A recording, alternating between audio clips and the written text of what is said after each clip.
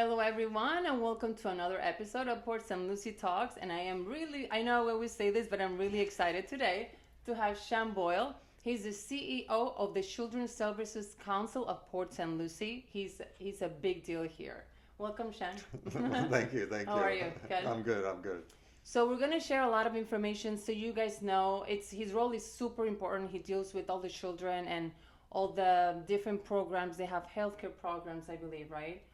And they deal with the schools and keeping kids off the streets and all those important things. So I have some really cool questions for him that he's gonna share everything he's done and how you started first of all. How did Okay. you get into this? Sure. First of all, I'm not a big deal, but I appreciate that. Oh, I he is. appreciate He that. is. And I just want to clarify, we're the Children's Services Council of St. Lucie County, so St. for the Lucie whole County, whole sorry. county. Right. But I actually moved to Florida. We were just talking about how we moved prior to starting. Yeah. I moved here in '97 from 1997 from Chicago. Mm-hmm. Prior in Chicago, I worked at a university as a counselor. I was working for a consulting group designing training programs to help organizations that work with children to provide better service. Oh, great. And then prior to that, I had a life doing Department of Children and Families child abuse and neglect investigations. Wow. So you've been doing this pretty much always. This has been your field. Yeah, it's funny. When I went to college, I was a business major. Oh, wow. And it didn't really stick with me, but I Yeah. ended up studying psychology and sociology, and I really related to it because, I went to a rather large university. I grew up in Indianapolis. I spent time in Chicago. And when you live in a big city, you kind of get the feeling that you're just like a number. Right, Yeah. and I didn't like that feeling because Right. everybody's an individual and wanted to help. Exactly. So I kind of went into that field, and it's funny. My wife and I had a baby. My daughter, she was 1 year old. We were living in Chicago. We couldn't really afford to live there because Wow. it was really expensive. Right. And her family had just moved to this area a year before, and we just saved up money, and we kind of moved with no jobs. We just saved up money and said we're going to roll the dice. Right. And I was fortunate enough to send a resume to the Children's Services Council of St. Lucie County while I was still living in Chicago, Mhm. but I was smart enough to put my mother-in-law's address, who was living here. Wow. Okay. So the first week that I arrived, they called me for an interview, and then They thought you already lived here. So yeah. So Oh, I well, think that's that great. increased my chances. Right. And then I interviewed in '97, and I've been working there ever since. Wow. I know it's a long time. It is a long time. I mean, you're like super involved. I mean, you guys do great things, but we'll get to that also. So, your career is a testament to the power of dedication and community service. For our listeners who might be aspiring to make a difference, can you share what inspired you to embark on this journey and what pivotal moments led you to become the CEO of Children's Services?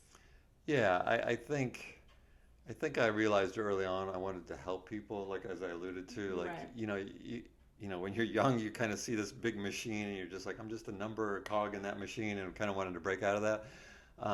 But I think the first job I had out of school was Department of Children and Families, and I was living in Indianapolis, and I moved to a small community, and I was processing benefits and investigating child abuse and neglect. Wow. And it was hard for me to go anywhere because I saw my clients everywhere. Not every client was happy, right? Wow, yeah. And so that perspective made me to lead to think, what can we do to prevent this? Like, what can we do to lift families up so that, they're economically secure, or what can we do to help families kind of not be in situations where they're abusing or neglecting their children? So I think Right. that's kind of what led me to think about the field that I'm in now, because Right. at the Children's Services Council, we're trying to prevent child abuse. We're trying to prevent families from falling into a crisis. Mm-hmm. And so that's kind of what led me in that direction. But I'll be honest with you, when I started the Children's Services Council in '97, I was there for 2 years. I was ready to leave. Wow. Just because, Tough, it was the right? natural state when you're young, you stay a couple years, you get the experience, and then you move on to the next big thing. Yeah. And I was about ready to leave, because you asked about what was the pivotal moment. Right. I was about ready to leave. I was thinking about leaving, and then in 1999, the Children's Services Council hired Kathy Basile as our CEO, executive director.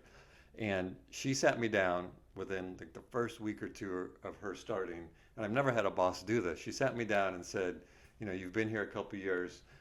Where do you think this agency should go, and what do you want to do? Wow. And I was just like, oh, this is how old I am. We didn't have a website back then. So I was like, I think we should have a website. We should do a training calendar and a couple of other things. And she said, okay, go do it. And then every once in a while, she would check in and say, what else do you want to do?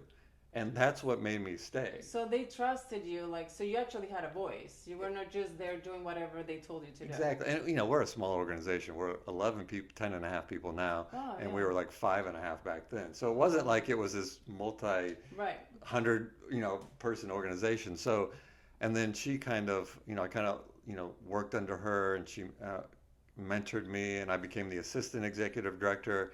And then she lost her battle to cancer, and then I got promoted to interim, and then now permanent for about, I'm not really sure, about 12, 14 years right now. Yeah, long time. Yeah. Let's see how long time you've been in there. I don't like to say the word long time because I don't want people to think, oh, he's just sitting there. Whatever. You always have to innovate and move forward. Otherwise, Exactly. It's time for you to go. We're always innovating and moving forward. For sure. I saw like the programs, and you guys do a great job, honestly. Reflecting on your remarkable career, what achievements are you most proud of that have truly transformed the lives of children and families in their community? Wow, that's a great question. And by the way, she did not give me the questions beforehand. So let me think. I'm so sorry. No, I appreciate that. I like going. I'm just saying that because it's going to take me a minute. First of all, I think outside of my career, I think my biggest accomplishment is just being a father. My son is 23, I'm sorry, he's 24. and I lost my daughter a little over a year ago to epilepsy. And, it's funny, as you get older, you kind of appreciate more. Yeah. Like when they're younger, you're just, and you have young kids, you're just like, Yeah. are they getting fed on time? Are they getting to school? Yeah. And then, as you get older, you kind of appreciate your parents more, and you kind of appreciate the journey that it took. What they've done, you realize what they actually have done for you. Right. And to see, my son now, and he's starting his real job, and graduated. That's just something I'm very proud of. But I think career-wise, there's a couple of things. One, the Children's Services Council of St. Lucie County is enabled by state statute. So Florida law allows a community to have a Children's Services Council, but even though 67 counties can have one, there's only 10 of them. Okay. It's because the county commissioners have to agree to establish it per ordinance, and then you have to go onto the ballot and get affirmed or approved by the voters. Okay. And we had to we were approved in 1990, and then we had to go back on the ballot in 2014. And as you can imagine, that was very stressful, right? Yeah. Because not only were we had to work, and an outside group had to work to make sure that we got the yes vote to stay around. But the weight of that was, not only was it like our employees, and their jobs, but I was looking at it as, if we don't exist, all that support to families, all those resources that at that time reached almost 50,000 kids would be gone. Right. And so when you say proud, one of the things I'm proud about, I'm also very competitive.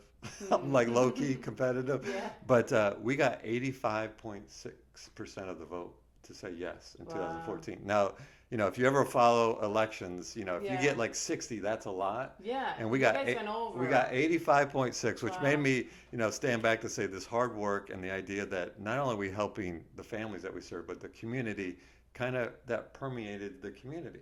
Exactly. And competitive-wise, we were the highest Children's Services Council percentage of vote. Wow, that's definitely a proud moment. Yeah. I love that. And then another thing, I've had lots of caffeine this morning. Another thing would be, there's a couple of, we track community indicators as part of our job and what we do.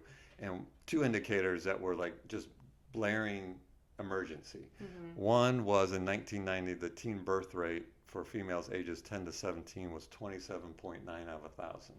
Wow. That's a lot. That means if there was 100, in 1990, if there's a room of 100 teenagers, females 10 to 17, 3 of them would have had children already. Wow. That rate is now 2 point something. Wow, Went from 27 to 2 points, like a 92% reduction. Yeah. And that's because of the hard work of this community and our programs and the effort. Educating and giving the help.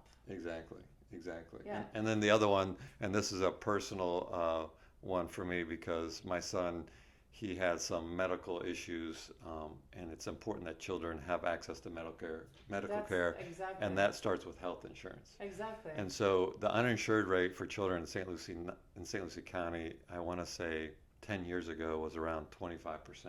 Wow. Now we we got it down to 3% at one point. That's It's now amazing. around That's 6. a lot of work to get that. Yeah, it's now around 6%. We need to get back down to that 3%, but Right. that's, I think about all those families who, you know, children get injured, right? They break bones. I mean, they I'm need all to the time. I'm like, I want to wrap her in bubble wrap. Like, please. you Yeah, know? yeah. So the Yeah. fact that we as a community and the Children's Services Council work to get more families access to health care is a big deal. Yeah, no, definitely. I mean, the root of all this that you guys do, I mean, it starts at home. Oh, You 100%, know, all yes. the, when it comes to like the abuse and all that stuff, it's just, if the parents are unstable, which comes from money for not being able to afford things, and Right, and the education that you guys give the parents too. right, right. Yeah. Yeah, we have programs that will intervene when families are in crisis, and Yeah. to your point, a lot of it, particularly now, is economic crisis. They Yeah. can't pay an electric bill, they can't pay rent, they're maybe sleeping in their car. We have programs that will come out Wow. and provide that financial assistance, but more importantly, stabilize the family, make sure they're getting connected to the resources that To are the available, resources, right. and stay with them so that, they kind of get out of that crisis. Exactly, exactly. And for St. Lucie is growing so much, and Oh, the growth is. it's a lot of families more than anything. People think it's like, oh, it's all old people. Like, there's a lot of families moving here every single day. Yeah, there's approximately 69,000 children in St. Lucie County, Wow, 0 to 18. They represent about 20% of our population. wow, that's a lot. Yeah, and to your point about the growth, because our office is right across from the Met Stadium, Oh, St. Lucie really? West, and it's been in that area ever since I started. I can remember in St. Lucie West there was 2 places to eat when I started. There was the McDonald's and the gas station Subway, Right. and just a good description of the growth. Now I drive on St. Lucie West, you could throw a rock at a restaurant, Yeah. no matter where you're at. I know. Everything is very accessible. We talked about this in other episodes too with the mayor as well, about Yeah. the growth and how everything is so accessible and so, so close. Right. So everywhere you are in Port St. Lucie, you have access. Right. So, awesome. So, the Children's Services Council, under your guidance, has introduced groundbreaking initiatives like St. Lucie Reads. Mhm. For those who might not be familiar, can you share how these initiatives are revolutionizing education and community support? Sure. St. Lucie Reads is really it's a way to bring the community together over a single issue, which is reading. We know reading, particularly by 3rd grade, is so important. There's this expression, and I always mess it up. You have to learn to read, because then you have to read to learn. To read to learn, exactly. Right, and that Yeah. usually that tipping point is around the 3rd grade. Mhm. And so we are designated as a St. Lucie or a grade level reading community. We applied and got a federal designation. And what we do is we bring together every entity that is working on reading. So, it's the library, it's Big Brothers Big Sisters with their reading mentors, it's Right. the school system, it's the Early Learning Coalition, it's Learn to Read. I mean, there's probably 17 plus partners. Right. And we bring them together to make sure that, one, we're all complementing each other. Like, our efforts aren't stepping on each other's toes, but we're all Right. supporting each other. And then what we at the Children's Services Council, we've kind of taken on our focus is making sure that children have books that are available to them. Mhm. So if you think about it, they go to school, they learn how to read, right? But then if they come home and there's no books, There's or nothing to continue the practice. Exactly. So what we do is, and there's a study that was done, it wasn't done here in St. Lucie County, I believe it was done in Maryland, that found that in middle and higher income households, there was 13 books for every child. Wow. So, you can think about it, you're trying to encourage your child to read. As a parent, as a teacher, you can model that when there's books at home. Yes. Now, what they found was in lower income households, there was 1 book for every 300 children. Wow. So what we've kind of, our role, besides bringing all the partners together through St. Lucie Reads, is we're trying to make reading fun. We're trying to make sure that books are accessible. Mhm. So we give out books. We probably give out 20 to 25,000 books a year, Oh, and we're wow. targeting those households that Those may not households that have need them. it. We've partnered with Big Apple Pizza for that Read to Succeed initiative. We have little libraries located. If anybody has a local business where families may have to wait, we'll come and set up a little wire library rack, and we'll put books on there. And the idea is that when the families are waiting, they take the book, Mhm. and then they take that book home. And then you Yeah. tell us when the book libraries empty, we'll fill it. We have about 60 of those nice. throughout the Oh, community. that's nice. And then the other thing that we did, and this was just kind of by accident, Hmm. a couple years ago, John Caesar, who's kind of our lead on St. Lucie Reads, he got invited to a trunk or treat. And they wanted Oh, people to dress up in costume. okay. So he invented this character called Bookman. Oh, And so now Bookman has kind of taken off. If you go to our website or oh, cute. cscslc.org or stluciereads.org, you can see the video of Bookman. Mm-hmm. But now he goes into the schools and people know he's Bookman. And, that's and what a nice. way to encourage reading by a Right. real life superhero who got his powers by being stuck in a library and had to read his way out and became Bookman. Right. Oh, that's cute. Yeah, yeah. Oh, that's nice. I like that. Nice. How have these efforts resonated with the community, and what kind of feedback have you received from the families benefit from these services? That's a great question. So there's a couple of things. First of all, at the Children's Services Council, we make programs available. We fund them, we work with them, we develop. I always tell people we make them available. We assess what the community needs. We develop systems of care for families, and then we provide funding to those programs so that they can operate. And so every single one of our programs has accountability measures. They have goals on number of children served, and they have what we call outcomes. They have to demonstrate the impact that they're having with the families that they're serving. So, and we make this readily available to the community. We're fully transparent. If you go to our website, you can see our annual report and our program accountability report. You can see the impact. Right. It's like 90% success rate on a lot of these outcomes. But the other thing every program, and if a program is struggling, and sometimes they do, we work with them to kind of get it back on track. Yeah. And if it doesn't get back on track or whatever, we'll take our money back because it's just not working. Right. And that doesn't happen very often, but it does happen. But the other thing that we do is we survey the community every 2 years. Mm-hmm. So we have 5 funding priorities, or 5 priorities: making sure every baby's a healthy baby, stopping child abuse before it happens, Mm-hmm. keeping kids off the streets, keeping them in school, and off drugs, alcohol, and other risky behaviors. Right. And we ask the community, one, should those still be our priorities? Is that the right thing to focus on? Mm-hmm. And 6 years of surveys every 2 years, overwhelmingly every priority comes back at 95% or higher. Wow. And then we ask the community, how are we doing in those areas? Right. And this is really interesting, this last survey. We're what I will call above water, that most people think we're doing pretty well in a community on those 5, but the one that is not as high or is a little bit, more negative, that people think the kids aren't doing as well, is on keeping kids off drugs, alcohol, and other risky behaviors.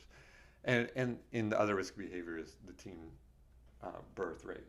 Right. And it's interesting because that's one of those categories when we look at binge drinking, marijuana use, teen birth rate. That's one of those areas that we've had the greatest impact as a community. Right. We've moved that indicator a lot. Wow. But when we look deeper into our survey, what we found was that people who have children, people who have used our services, think the community is doing better in those 5 areas than the people that don't have children.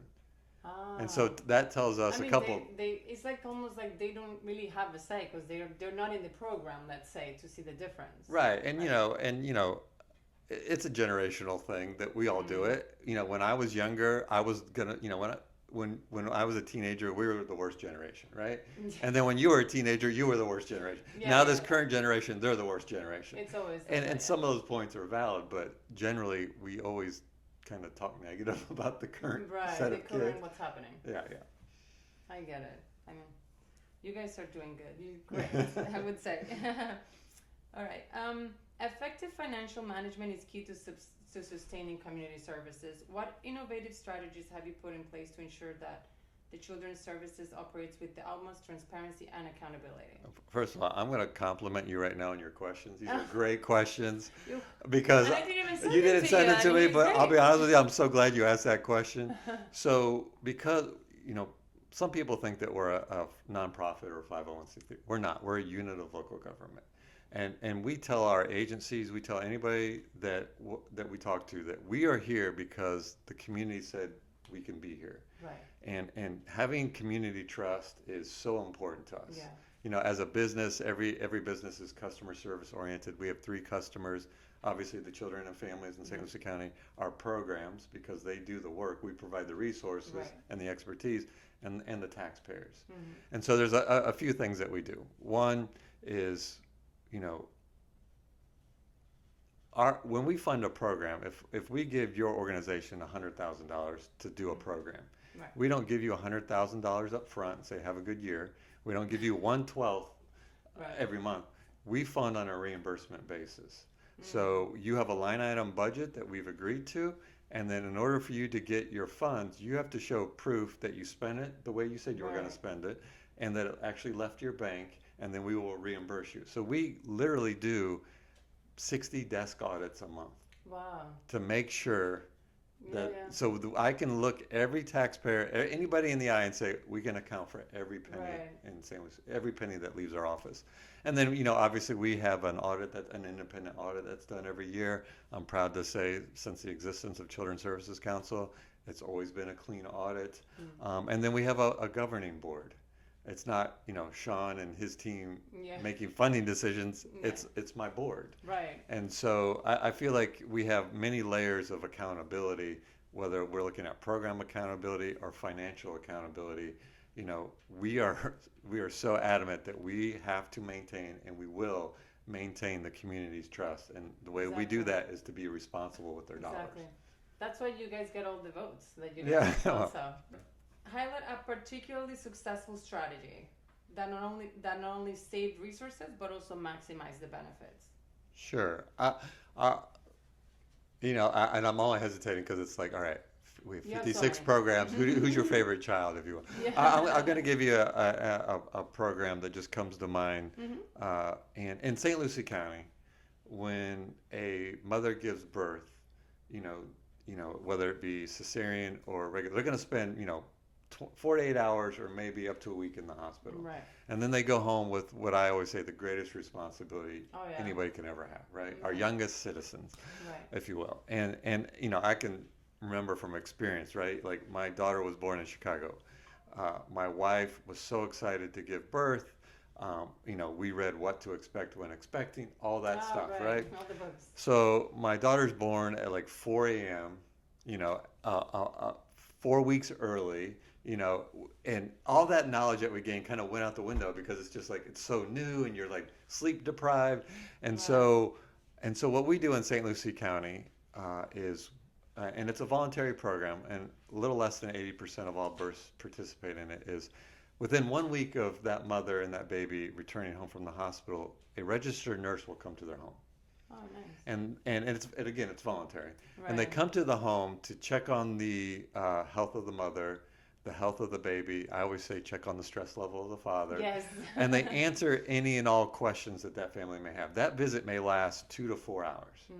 And we do that program, one, because the main point of we doing that program is we want to instill confidence in those parents, right? Right. Again, greatest responsibility you're ever going to have. If you get that like thumbs up, like your baby's good, you're doing everything right, you know, making sure, you know, everything's good, it instills confidence in that parent. And that's Right. huge, right? Yeah. Particularly when we talk about child abuse and neglect, Yeah. you know, because it can be 100%. frustrating. But the other thing, and you talk about the great kind of unintended impact of that, is that program has literally saved mothers and babies' lives. Yeah. You know, the nurse will go out and they'll find out that the mother's got a blood pressure issue, preeclampsia, Oh my God. and may not realize it because maybe, you know, they're sleep deprived or new mom, and, you know, and they're able to get medical assistance for that mother right away, or even the baby if they're at failure to thrive. And so Right. that program is saving lives. Right. But think about that. If a mother or a baby has a serious medical issue, and, you know, that could be an impact on that family's economics or even the taxpayers if they have to Right. fund that. So that's one of those programs that kind of has a multi-pronged benefit from, if you will. Exactly. Yeah, one thing leads to another, but you guys cover a lot of those bases. So. Yeah, I mean, and we don't even stop there. I mean, and again, you know, this isn't a 4-hour podcast, but We'll bring him back. but It's okay. they give birth, and then around month 3 or 4, there's another program that will come out if parents want. It's voluntary, and a lot of parents do.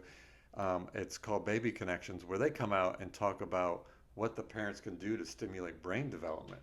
That's And great. again, answer all the questions, give them a Right. book, talk about the importance of music, safe Yeah. sleep, all that stuff. So Yeah. there's really a whole system of care support system for families. That's great. I mean, you don't know what to expect, even though how many books, like you said. So Yeah. once you actually have the child and you're with it for a bit, then you know like the things that you were lacking that you didn't know. Right. So when having the help, then you don't have to continue trying to read books or stress and like bring all this burden to the household. Right.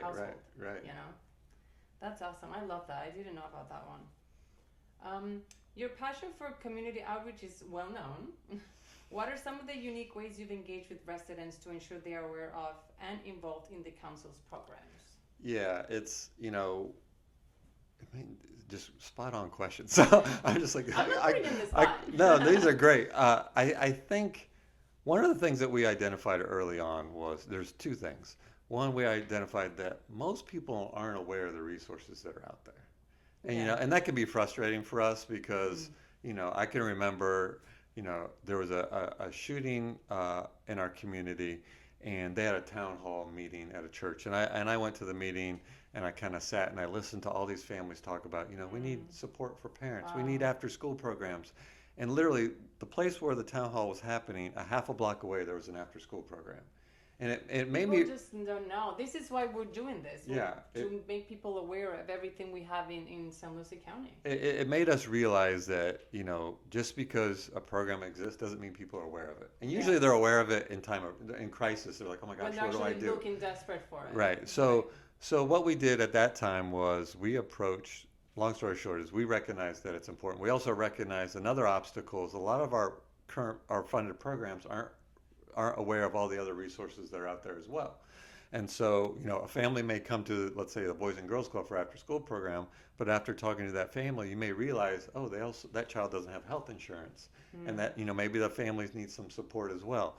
And so there's a couple of things that we do to address both those obstacles. One is we have a TV show that we do, not dissimilar to this. We used to be on the radio, a weekly radio program, but it was on the Flame, and the Flame station got bought and sold, and now it only broadcasts down in Palm Beach. So we continued the TV show. We have, we will come and speak to your group, civic group. We probably do 20 or plus presentations in the community. Wow. We have program guides that if, a church or a business wants the guides, it's a little trifold brochure that shows all the programs. Right. And we do spend a little bit of effort and time. We have a community engagement coordinator the whole point is to make sure that our partners are aware and the community is aware of all the resources. So quite honestly, we'll go anywhere and everywhere. We table events. We'll sponsor events to make sure that families can access those events, but also get the word out about the resources that are out there. And then for our programs, we hold a quarterly event called Coffee Connections. And so we bring them all together once a quarter, and it's a big networking event. I'm not going to lie, we stole it from the chamber, because the chamber I was gonna say, and that coffee. sounds very familiar. And Teresa knows full well, we stole it from them. And they can all network and share resources and learn from each other. Right. Great. That's beautiful. Continue about this subject. What challenges have you faced in building these connections, and how have you overcome them to create a more inclusive and supportive community?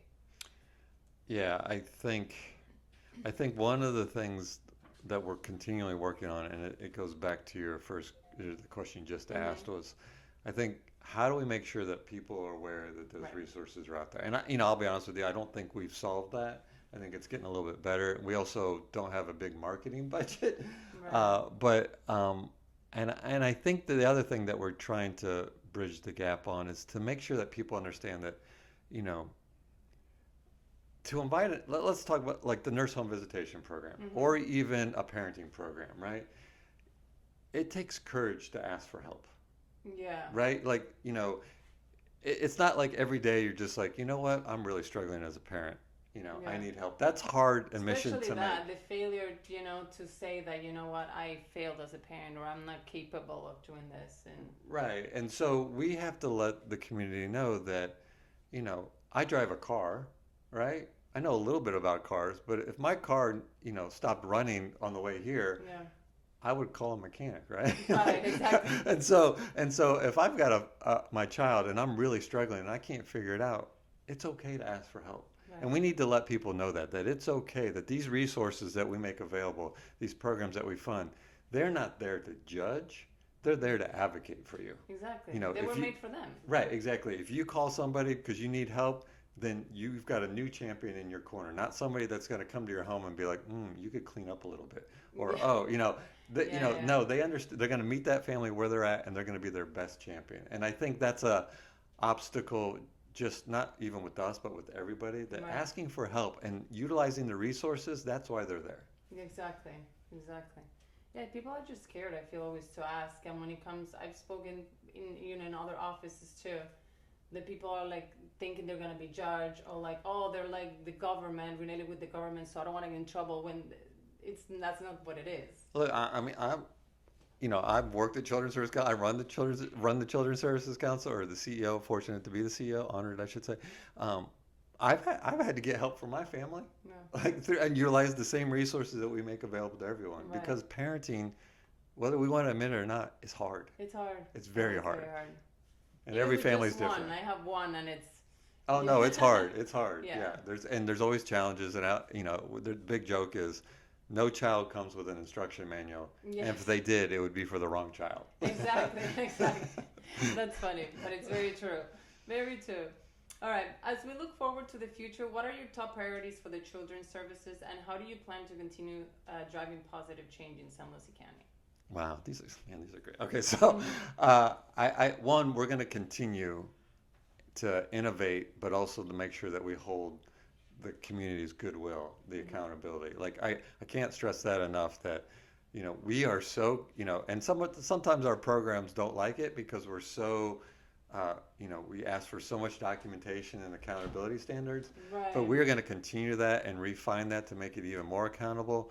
Yeah. But I think we've talked about this as an organization. One of the things that we're seeing recently is a lot of good organizations, and then their top leader will leave, and then the agency kind of stumbles a little bit. Right. It takes a year or two. Nobody else is prepared. Just Right. yeah. And so what we've kind of done lately, and we've done it in partnership with the Community Foundation, which is great because it's us leveraging dollars. So we're not, Right. but we've been investing in doing a lot of capacity building, raising our programs up to making sure that they're on the cutting edge about what's working, that they're getting, they're building their middle managers, their middle people, so that when there is a big change or when there's a new challenge, they've got that leadership internally Right. to keep that trajectory of that organization. Exactly. I think that's one of the new challenges that we're going to be working on. And then the constant challenge is, one, making sure that our programs are performing, because if they're performing, then they're having a great impact on the community. Exactly. And kind of what you alluded to earlier is making people realize that there's help out there. But even if you're, we talked about the makeup of St. Lucie County. We do have obviously retirees here, right? Yes. And shockingly, people from New York. I'm just kidding. Yeah, I'm joking. But I'm joking. I'm completely just joking. That the impact that we have on the community doesn't just impact those that have children. So let's say you're a business owner and you've got 5 employees. Well, if that employee is worrying about what their child is doing after school, right? Right. Because we're all teenagers once, right? We will fill time. Yeah. And sometimes those decisions aren't always the Are not positive the decisions. best. Yes. But imagine you've got 5 coworkers and 3 of them have school-aged children, and those school-aged children are just going home, Right. right? Or maybe their child gets suspended from school. Oh. So now what's that parent do? Does that parent leave their child home alone, or does that child call off of work? But no, because of our resources, there's help for those families so that family can stay, they can stay at their job and not worry. So there's an economic impact. Right. But there's also a safety impact, right? So you're a retiree. What do I care about the Children's Services Council? Well, one of our priorities is keeping kids off the streets. Right. What that means is we're funding after school and summer programs to make sure that they're active and something positive to build them for the future, as opposed to just being on the streets or hanging out and causing trouble. That has an impact on everybody's quality of life. Yeah, everybody. Exactly. Yeah. It's not only children, like you just mentioned. For our listeners who may not know the person behind the title, what keeps you motivated every day in your mission to improve the lives of children and families?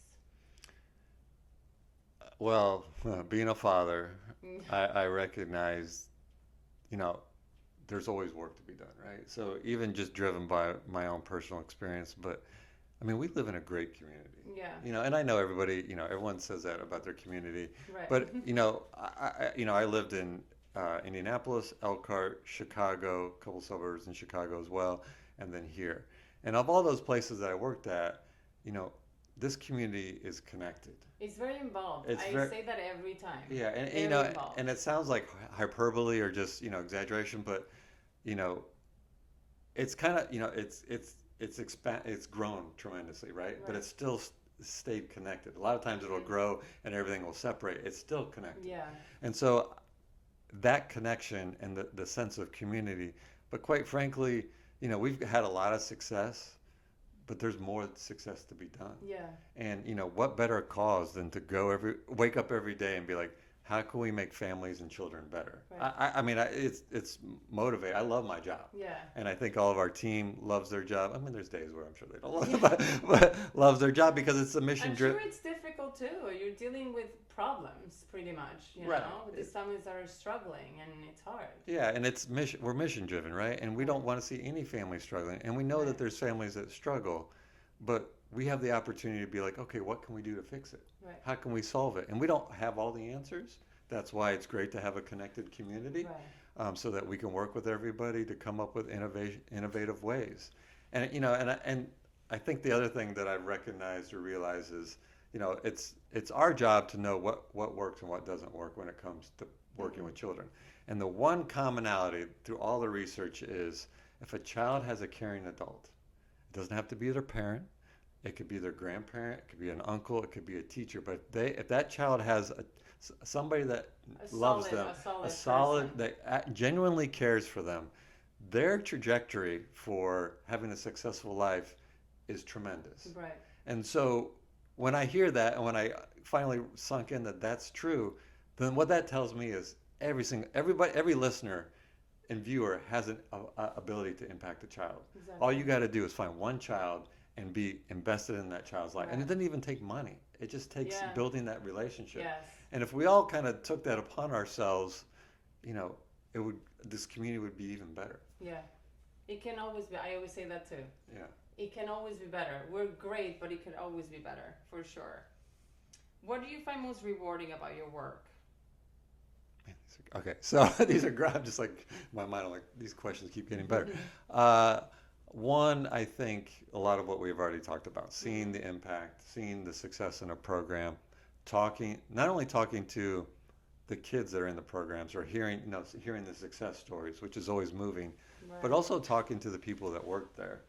I mean, they're you know, I always say they're like community superheroes. They're the unsung Right. heroes. They're the people day in, day out working with our children to help working families out and to make a better life for our community. And so, I mean, just hearing those and, you know, it's just the ability to have an impact is huge. You guys have a lot of really successful stories, I'm sure. Oh, yeah, yeah. And the other thing that I really am most proud of, and I have a great board of directors, and they're just, you know, they're so supportive and so community oriented. We have our board meetings, and it's just all, you know, it's all about, you know, what's the best for our community and our children. I'll give you an example. When COVID hit, you know, and we weren't allowed to like interact, right? You just stay in our home, and that's really complicating for programs that Yeah. involve children. How did you guys even deal with that? Yeah, well, we did multiple things. We partnered with the county and created small learning pods to help families whose kids were struggling with the change in the school system and the after school. But our council, you know, we fund children's programs, right? And a lot of our programs could not operate during that time. Or they're trying to figure out what to do. They had 1 or 2 weeks or a month where they had to figure out what can we do in this new environment. Our council, it was literally a 2-minute discussion, said we're going to continue to provide them funding, even though they're not serving any money, because we need them to figure it out, Right. because that's how we're going to support this community through this. Exactly. Whereas other funders throughout the state said, oh, if you're not providing service, we're not going to fund you. Our council looked at the long-term game and said, you know what, we're going to let them pay their team so that they have the ability to figure this out. And they all figured it out. Something that nobody was prepared for. Right. So. And so proud of the council, and then the team that we have. It's just, we have such a great team, and we're a small team, but like I'm just laughing thinking about all the expertise that's on there, Right. and just help being part of being part of an entity with so many great people, and being able to be part of harnessing that Right. for the better of our community it's the honor of a lifetime. It's beautiful. Yeah. I mean, you guys do such a great job. You, like we said, so you made a huge, significant impact in this community with your team. What advice would you give to young people or anyone looking to step into public service and make a difference in their own way? Wow, that's good. And it's funny because my daughter did just that. Unbeknownst to me, she interviewed for, and she didn't tell me because she didn't want, me to pull any strings to help. She wanted to get it on her own. Oh, that's great. And she got this job, and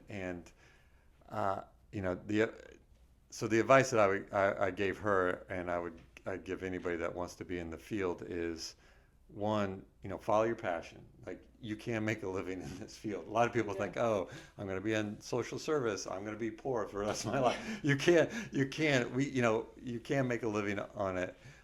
And the reward is obviously more than just money. But I always tell young people, one, find places where everybody has to do something to fit in, right? Mm-hmm. Like, I come to work, I put on a sport coat. When I'm at home, do I wear a sport coat at home? No, I put on a sport coat to fit in, right? Right. But you're most comfortable where you find places where you belong. Right. And so where you go look for a career, look for a job, or look for a social group, don't find a place where you can tweak yourself to fit in. Find a place where you can be 100% yourself to belong, because they're kind of the polar opposites of each other. Right. The other thing I always tell young people is being in silence and knowing who you are is a tremendous gift. Mm-hmm. Because once you realize who you are, then you can say, okay, you know what? I know that I do not like this area, or I know this. Like, it took, I was a business major because that's what everybody was. And I thought, I want to make money, I want to survive, go to school, study business, be a responsible adult. And, when I was younger, and even more so when I got older, I realized that's not my motivator. Right. My motivator is helping people. Yeah. And so only through that reflection of realizing who I am and what I like was I able to steer in the direction to follow my career. And then the other thing I would just tell people, if you want to get in this field, is you're going to get your heart broken. It happens. As many success stories as we talk about, there are other stories that, and you have to have the ability to learn from it and not be crushed by it. Right. And I had to learn that early on when I was doing investigations for child abuse. I can imagine. It was back in 91 to 93, and I have stories that feel like they just happened yesterday. Right. You have to develop that mechanism to keep those, to move on and move forward. Right. But the reward of working with people, whether it be adults, children, and every day is different, right? Right. Because it's everybody's different. So it's right. I don't know if I answered that question, but yeah, no, you did and more. So yeah, that was great. No, it's very hard what you guys do. I will probably cry every day. I don't know. It's just very, very difficult, especially with children. How can our listeners get more involved in supporting the service and contributing to the well-being of the community? Sure. If you go to our website or you give us a call, we're a small office, and we are kind of like, we're not necessarily the direct service provider. We're at that 5,000 foot level, making sure it's all connected, families are getting access, and everything's successful. But we have a network of 50, I think come October 1, it's going to be 58 programs. Oh, wow. And every one of those programs could utilize volunteers. Yeah, for sure. Or if you're like, Sean, I don't want to necessarily work for or volunteer for a program, we'll take book donations. Gently used children's books, because we're giving out 25,000 books a year. There is so many ways that people can get involved by, or just simply telling people, hey, there's resources out there. Mm-hmm. Even if you don't remember all 58, because you're not required to, like I am. If you remember the Children's Services Council, and have them call us. We'll walk those families through how to get connected. Yeah, exactly. Spread the word. Exactly. Amazing. Well, that was the last one. That wasn't that bad. I probably shouldn't have drank that cup of coffee before I got here. But it helped. I'm sure it helped. I'm sure there's a good editor that will cut this down. No, it's fine. Well, thank you so much. I appreciate so much and getting, people to know like the great job that you guys do. It's like incredible. So I'm very happy that you came and you gave us your time. And I'm honored So, that you had me. I've seen your past guests, yeah. and thank you. I appreciate Thank it. you so much. Well, thank you everyone. I hope you enjoyed this episode of Port St. Lucie Talks, and we'll see you the next time.